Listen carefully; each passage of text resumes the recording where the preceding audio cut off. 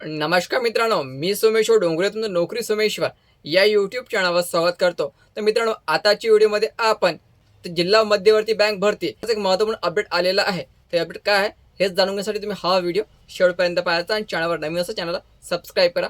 नोकरी शिक्षण प्रत्येक अपडेट तुम्हाला आपल्या यूट्यूब चॅनल मिळेल. तर मित्रांनो, जिल्हा मध्यवर्ती बँकेत लिपिक, शिपाई आणि चालक या पदांची भरती निघत असते. काही कारणास्तव या सर्व भरतीला स्थगिती देण्यात आलेली होती. कारण या भरतीमध्ये गैरप्रकार आढळून आल्यामुळे ही भरती स्थगित करण्यात आलेली होती. यामध्ये पुणे मध्यवर्ती बँकची पण जाहिरात निघालेली होती आणि काही जिल्ह्याच्या मध्यवर्ती बँकेच्या पण जाहिरात निघालेल्या होत्या. तर आता या भरती प्रक्रियेला पुन्हा सुरू होण्याची शक्यता आहे. तर याबाबत एक जी आर काढण्यात आलेला आहे. तर बघा हा जी आर कशा प्रकारचा आहे आणि काय यामध्ये म्हटलेलं आहे. तर मित्रांनो, 8 मे आता जी आर आलेला आहे. यामध्ये विषय बघा, जिल्हा मध्यवर्ती सहकारी बँकांमधील नोकर भरतीमध्ये स्थानिक उमेदवारांना प्राधान्य देण्याबाबत.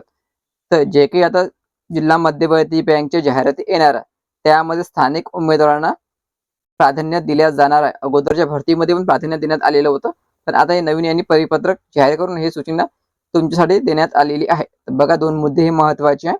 एक, संबंधित जिल्हा मध्यवर्ती सहकारी बँकेचे कार्यक्षेत्र असलेल्या जिल्ह्यातील मूळ रहिवासी असलेल्या उमेदवारांना 70% जागा राखीव ठेवाव्यात. म्हणजे तुम्हाला यासाठी डोमेसाइल सर्टिफिकेट मागितलं जाईल.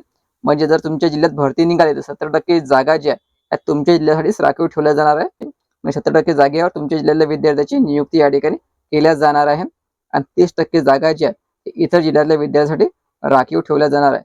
समजा 100 जागेची भरती निघाली, 70% जागा ज्या अमरावती जिल्ह्यातले लागेल आणि 30% जे जागा रिक्त ते उर्वरित जिल्ह्यामध्ये वाटल्या जाणार आहे नियुक्तीसाठी. ठीक आहे मित्रांनो, हे खूप महत्त्वाची अपडेट या ठिकाणी आलेली आहे. अगोदर ही जी भरती आहे हे बँकेमार्फतच घेतल्या जात होती.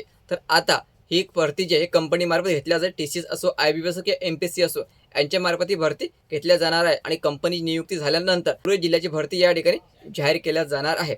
तर लक्षात ठेवायचं, आता 70% जागा ज्या संबंधित जिल्ह्यातल्या विद्यार्थ्यासाठी राखीव ठेवण्यात आलेले आहे. आणि मित्रांनो, हे सर्व जिल्ह्याच्या भरती या ठिकाणी जाहीर केल्या जाणार आहे. तर याबाबतचं काही आणखी काही अपडेट आलं की त्या व्हिडिओवर मी तुमच्यापर्यंत नक्की पोहोचेल. त्यासाठी चॅनलला आता सबस्क्राईब करा. ते व्हिडिओ महत्त्वाचा जास्तीत जास्त शेअर करा.